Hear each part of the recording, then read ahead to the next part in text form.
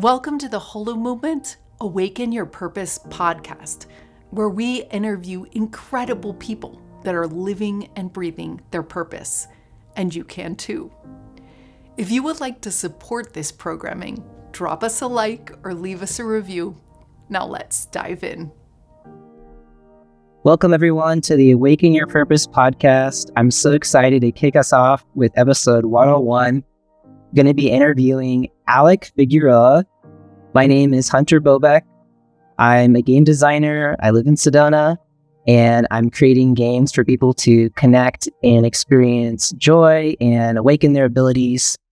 And Alec is doing some really cool related stuff. He's been pioneering Aphantasia studies and Prophantasia and expanding our perception and really learning how to clarify and define it. If you've ever been in a spiritual conversation with someone and they said something like, I just had this vision, and you want to know more about what they actually meant when they said that, Alec is your guy to really break that down and start to actually connect and see eye to eye. So Alec, I really want to learn about your purpose. How did you get started? What is your purpose? Yeah, so I guess I would say I got started way back. I've always been kind of perceptive when I was a kid, naturally, about some things, but that perception kind of dropped off, as it does with most of us over the years as I reached teenage years and stuff, and just got reconnected with that side of myself in my 20s. And since then, it's just been a game of digging in deeper and playing with my own perception and trying to see what sort of things I could perceive. So my purpose really unfolded itself to me, I would say, over the years. And actually, I used to coach gymnastics, and that was a huge turning point for me where I realized, my brain can see a skill, reverse engineer it, and get the kid to do the skill that was in question, right? Yeah. And so now I apply that to consciousness, and now I apply that to perception and visual imagination and the topic of aphantasia and the term I came up with, prophantasia, that you mentioned. Yeah, so we're going to dive in and we're going to learn more about these terms. And it's so cool that you're reverse engineering these things, because this is a new field of an area. It's a terrain that we talk about a lot. We talk about experiencing visions, but it's not so common that we have the particular vocabulary to relate person to person about these topics in our experiences. So you were playing with, how did you get started? Tell me about earlier on when you were practicing these abilities and how you would practice. Look, what's an example of how you were noticing this and learning to replicate it, and what patterns you were witnessing? Yeah, so I would say that started in 2010 when I had the thought, well, if I'm trying to understand spiritual realities, I should understand my spiritual body. I have a physical body that's very adept, right? Yeah, hopefully, right? And certain senses physically will be stronger than others, even for all of us. And so I asked myself, well, if I wanted my spiritual body to be able to navigate its environment, what would I do? And so a bunch of games came to mind back then. So I wrote them all down and would play them with my roommates, like tossing energy balls at each other, or putting pillows in a hallway and trying not to step on them, right? And try to sense out where they are. You're blindfolded the whole time. This is so fun. So give me an example of the chi ball game. Like, how would that play out? Yeah. So let's say you're standing over there, and then me and some other people, or, you can play with two people, are standing over here. So your eyes are closed or you're blindfolded, and we're charging up a little ball, and silently, because you can't let them hear it, right? We toss it over, and then your job would be to say when it hits you. So you're practicing, you're honing that subtle energy sense. And after some time, I found that we could feel it kind of impact our awareness here, typically. Yeah, you were feeling it. Yeah. The chi. Yeah. We could even put colors on it and started getting those. We weren't 100% accurate, right? But practicing, and you got better. Yeah. And it was repeatable, and you were able to go from there, and you were able to create a bunch more games, right? Right. Yeah. I conceptualized a bunch of games we used to play, and eventually started to write down how to actually put those in like an app, which is now finally coming back around, so I'm developing an app about that stuff now. It's super cool. Yeah, so that's how I got started in the psi world. The aphantasia world is a whole different story, but yeah, okay. So I would love to start to unpack that, because let's get into the context of aphantasia. I know you've done a lot of work with that. And so what is that? What does that mean, aphantasia? So aphantasia, simply defined, is lack of visual thought. So somebody that experiences aphantasia, I might say, think of a black cat. Most of us would have a subtle image of a black cat, even with your eyes open, might roll through your mind about what a black cat looks like. People with aphantasia would not be able to do that. So they would just typically narrate to themselves black cat, or conceptually think of a black cat. So my work is helping to clarify the different types of visual imagination, or lack thereof, and differentiate between mind's eye and then what we now call projected imagery, where you can actually intentionally hallucinate in your visual field thought forms. So there's the mind's eye. It's like taking place in your mind. It's not like happening here, like we're used to seeing with our eyes. And then there's your visual field. And so you're really distinguishing between those two. Absolutely. That's one of my main contributions to the field so far, is that distinction. And I find it incredibly important for not only accuracy's sake, but even developmentally. It's hard to know what you're supposed to work on, or if you want to grow your mind's eye, if that's something you want to do, or grow visual imagination. If you don't know where you're at, you don't know what to aim at. Right. Yeah. And so don't you help people get to acquaint themselves with where they're actually at, with their levels of different forms of perception, and start to recognize that? Absolutely. Yeah. That's something I do just for free, for fun. People can grab a 20-minute call and talk about where they're at. And then if somebody actually wants to dive in and start working on it, I have free resources, or they can, book me and hire me to actually coach them through the process. Yeah. Right. So there's these different levels, and you have this graphic, and people are able to see where they fall on the chart, right? And so it goes from aphantasia to prophantasia. So can you just talk a little bit about prophantasia? Yeah. So, mind's eye, where aphantasia would be, that's lack of visual imagination. That's on one side. That's one type of visualization. Prophantasia describes being able to physically see something. So you could call it like an intentional hallucination, right? Okay. Yeah. Two separate sort of spectrums. Got it. So aphantasia, the top technically of mind's eye, where aphantasia is, would be called hyperphantasia. Got it. Okay, so we have the one spectrum with aphantasia to hyperphantasia, and that's taking place in the mind's eye. And then we also have seeing in the visual field. And this is where prophantasia comes into play. Exactly. Yeah. So this is like a hallucination, right? Or we're using the faculty of imagination and visualization, and we're actually seeing something in a visual field. Yeah. So instead of just imagining I'm holding an apple up here and nothing changes physically in my hand, somebody that was very adept with prophantasia could physically see an apple in their hand as if it was a hologram. Isn't that amazing? And so let's tie this back into your purpose. So you've done a lot of work pioneering this field and defining it. Now, how does that play into your greater purpose? Yeah. So I realized in 2009, when I kind of started my greater spiritual awakening journey, that one, I wanted to see my own limits. I wanted to see my own potential and explore new grounds for myself. I look out at a grassy field, I don't see nothing. I see a playground, or the rocks of Sedona is perfect for me for that. So consciousness to me has always occurred like that too. I want to explore for myself. But once I get new experiences, once I define things for myself, well, then what? That's where the coaching gymnastics thing kicks in for me, where I want people to be able to see like I saw, or be able to identify what I've been able to identify and step into my shoes and surpass what I'm able to perceive as well. So the purpose is being able to see the world evolve, and humanity actually rise up to what they actually are. And that's always been ingrained in me. It's burned in me for my whole life. I just didn't have words until about 2009 for it. Yeah. So it's so cool to see how you're applying your skills with reverse engineering and helping people to practice together. It's like you're gamifying and coming up with these awesome group activities and mental visual exercises and vocabulary for people to get way more familiar with their forms of perception. But these are also, a lot of people will talk about them as extrasensory abilities or the unnatural abilities, but you also really see this as an innate ability, right? Absolutely. It's something I believe that we're all born with that is completely part of the human experience naturally, though, we could talk for hours about the factors of why in the Western world or modern world we're not quite tapped into that stuff. But it seems like there's some sort of process we go through in the modern world where those things kind of drop off and our perception of them drop off.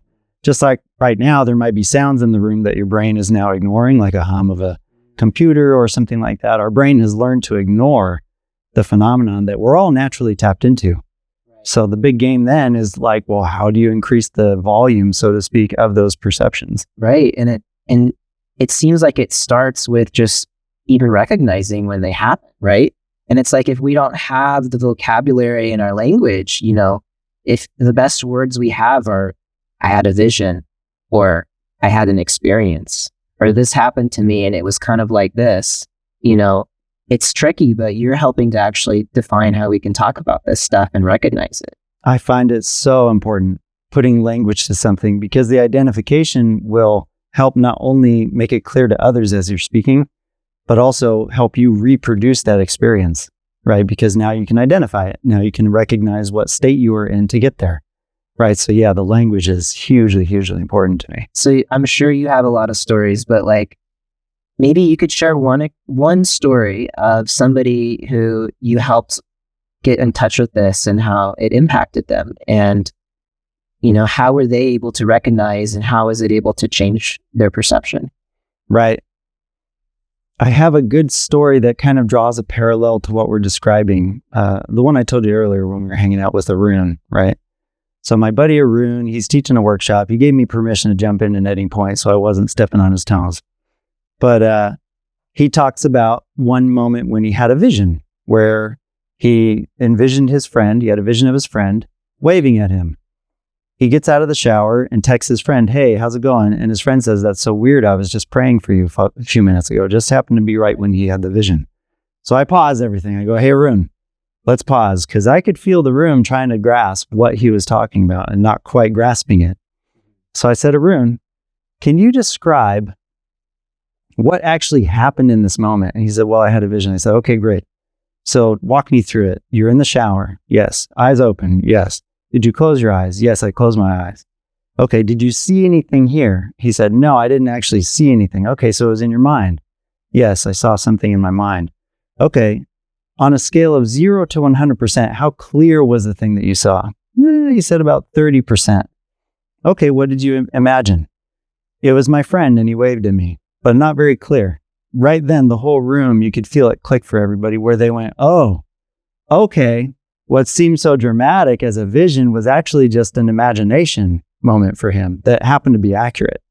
So it's key because it's helping them recognize, wow, I've had so-called visions as well. It's not just Arun who's having a vision. And that helps us also relate to one another on a peer-to-peer level. You realize we all have these abilities, because we first have to recognize them to actually get in touch with and practice and cultivate them, and to become, really capable. absolutely.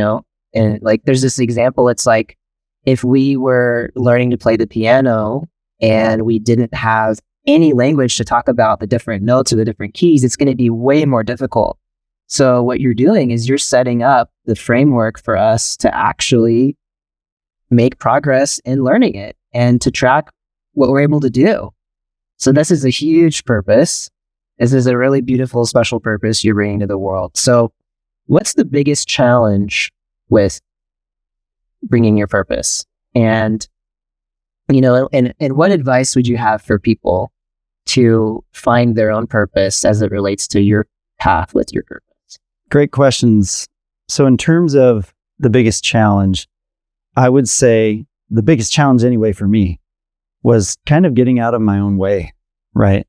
Believing in the things that I had to say and being willing to share those things, right? That didn't come naturally for me. Now I'm better at that.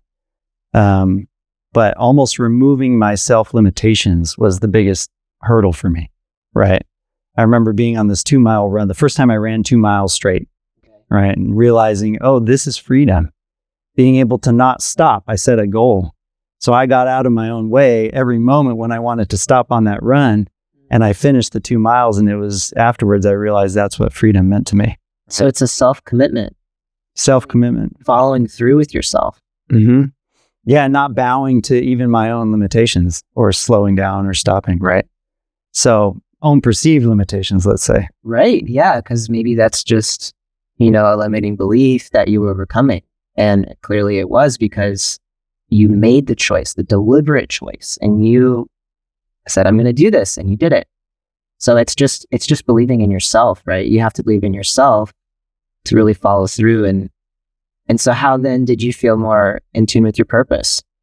That translated, it's funny because we can use physical things like that to translate directly into everything else that we're doing. Right. So from that moment alone came so much confidence, so much ease in speaking after that, and so much translation into, I have this goal within my own work within Psi or Aphantasia, and I can do it. I can make it happen.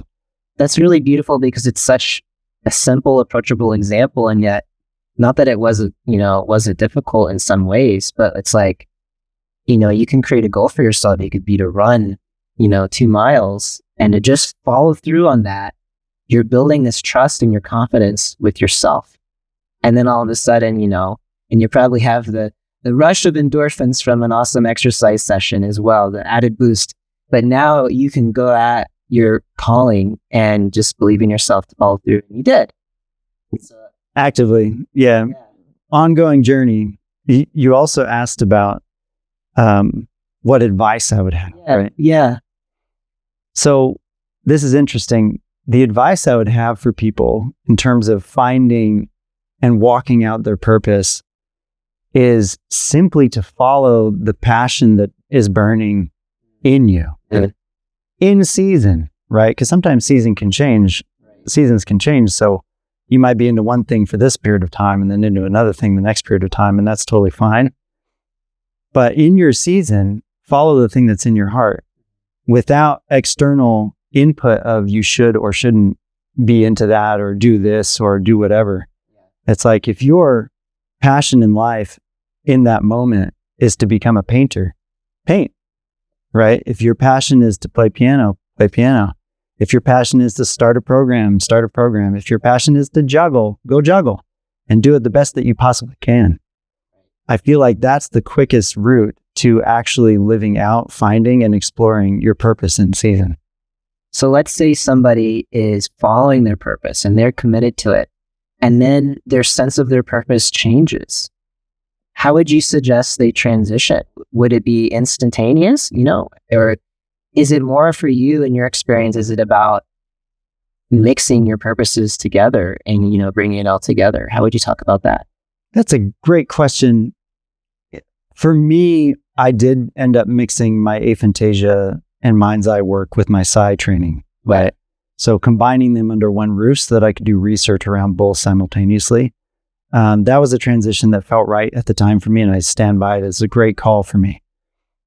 Though I suppose it depends on what is built. So if somebody has something built out completely, you may need a transition period where you slow down on that or delegate responsibility or whatever it is, But I'm not saying start and stop things, but I am saying, once something has run its course, if you feel led to do something else, don't hesitate and give it. The priority is always follow that passion, and it's going to find a way that it's going to integrate or not. But so that's a really key point. And so what effect would you say you've had on the world by following your passion? How much more has it enabled you to have an effect by being in your passion? Another good question. I'm still in process with this, right? And I think right now it's hard to get a full bird's eye view of the impact, but I've been grateful and happy to have an impact within the field of aphantasia to the degree that I can, just being a solo, independent researcher. So I'm honored and pinching myself all the time that I've been able to have a voice there. And I hope that people still find value in the clarification that I've tried to bring to those topics. And I believe that they are. I get that feedback quite a bit, so I'm happy about that. And then the rest of it's just continually unfolding, I think, within my Psi work and my Psi training and the people I'm working with and things like that. And I think it's cool because we don't always realize how far reach affects. But like, for instance, before I met you, Alec, I had been doing some research into the topic of seeing through blindfolds, and on a whim, I was discovering the topic of aphantasia and prophantasia and these things. And so it was so cool to meet you at a seeing through the blindfold workshop and to realize that you were the guy who came up with that term of prophantasia, and we're helping people to cure aphantasia. And so it's really cool because we don't always realize how much our work is done, but there's so many seeds that get planted. And so I really want to appreciate what you've done on that level. Thank you. And, these synchronicities start to form when we follow our purpose. And I see that around you. So what do you think happens in a world where everybody is following their purpose? How does that change? Like, what do you feel when I even ask that question? I don't think we can imagine that at this point. Because if everybody's following their purpose, I think some of our current structures would have to change. For instance, our monetary structures would likely have to change. The way that we value people in society would have to change. And I think purpose can look like any number of things. Like I said earlier, somebody's purpose in life might be to paint. It might be to juggle. It might be to explore new concepts. It might be to philosophize. It might be all these different things. So in a world where everybody's following their purpose, I don't think our current structures would still function fully. Major transformation is what I'm hearing. Yeah. By necessity, it would have to be that. Yeah. And so, you've been a part of some pretty epic events lately. I got to attend one. And so tell us a little bit about these events and how you're bringing in your purpose through these. What's the latest development of you in touch with your purpose? What is that looking like? Yeah, so I have multiple areas that I express these drives in me, right? My personal work, where I'm doing independent research and then also working with people one-on-one. We've been doing live events with a group of 3 of us primarily, where we go by the name Extraordinaries. So extra-ordinaries.com with Alex and Dahlia, Alex Stefan and Dahlia Burgoyne. We've been putting on Census events where we're exploring mindsight, we're exploring telekinesis. The last Census, I got to teach on some of the stuff that we're talking about today in the perceptual field. And then also collabing with my friend Johanna, who... Let's hear about that. This is a new development, right? Yes. So Johanna and I met at the Census event, actually, the last one that we did 6 weeks ago, just about, here in Sedona. And she's been traveling with her spirit body since she was 12. She's just totally a natural at it.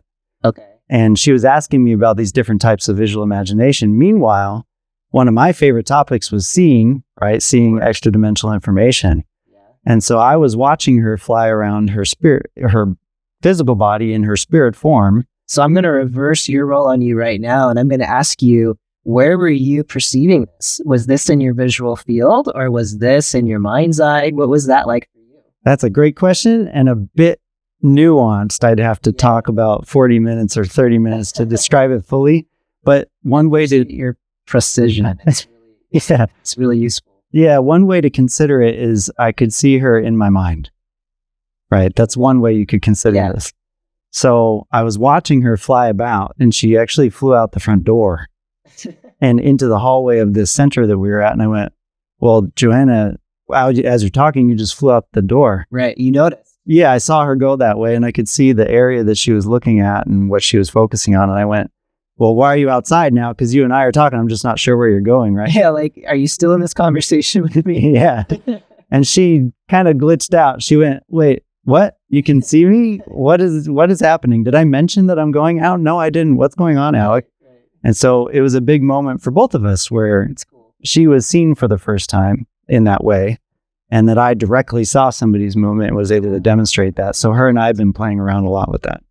Cool.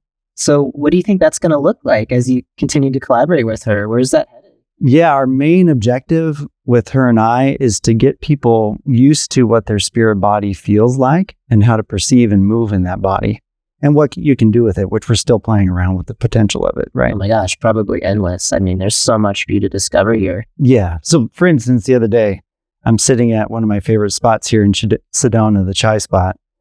And Joanna's, not in state. She's out of my area. And she went, okay, well, I'm going to try to tap into the picture you just sent me.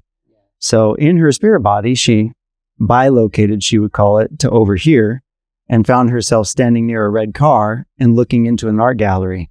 I turned around, I saw the spot she was looking at. I took a picture and sent it to her. She was like, oh my God, yep, that's it. So kind of like remote viewing with that other aspect of yourself. Right. Yeah. And it feels like there's a lot of terms, but then there's a lot of overlap as well. And so it feels like a lot of what you're going to be doing is connecting the dots.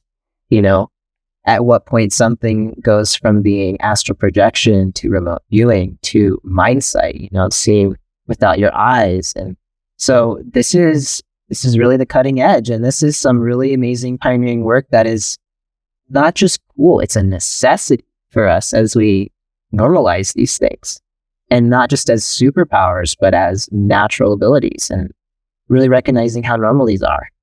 Thank you. I'm humbled by your words. I hope I can have that sort of impact. Yeah. Yeah. Well, when we're following our purpose, it's really easy to believe in one another because we just see it emanating, and with all the success and the synchronicity that shows up. And so thank you so much for being someone who is aligned with their purpose, and for talking today with us about ways of aligning more with your purpose. This is what it's all about, you guys. This is how we create the next level of human consciousness. So thank you, Alec. And so where can people meet you if they want to hang out with you at an event, get to know you better, or if they want to, start to develop their perception? You have a website, right? Can you spell it? Yeah, my website's just my name, alecfigueroa.com. It's AlecFigueroa.com. Perfect. And then what are some of the events people can meet you at? Yeah, so some of these Census events I will be at. There's one coming up in Layton, Utah that I won't be at, but Alex and Dahlia are going to be there teaching mindsight, telekinesis, and psychokinesis there. So some of those events I will be at. It's just on a case-by-case basis at this point, but we are collabing actively. And then, of course, my website, reaching out there to get in touch. You'll also see Johanna featured on my website as well. So we're starting joint sessions just on Zoom and things like that, and have planned in-person events too, but those are in the works. So awesome. I'm looking so forward to seeing what you do with Johanna, and I'm really glad that you're collaborating, and it feels like you're going to also have a lot more collaborations coming your way because what you're doing is really cutting edge. So thank you so much, Alec.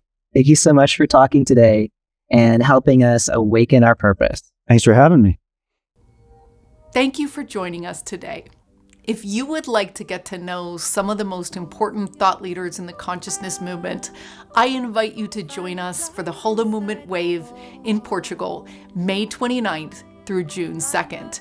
There is going to be incredible luminaries there, such as Lynn Twist, Lynn McTaggart, Samuel J., Shamini Jain, Samantha Sweetwater. These are scientists, musicians, and leading thought leaders in the consciousness movement.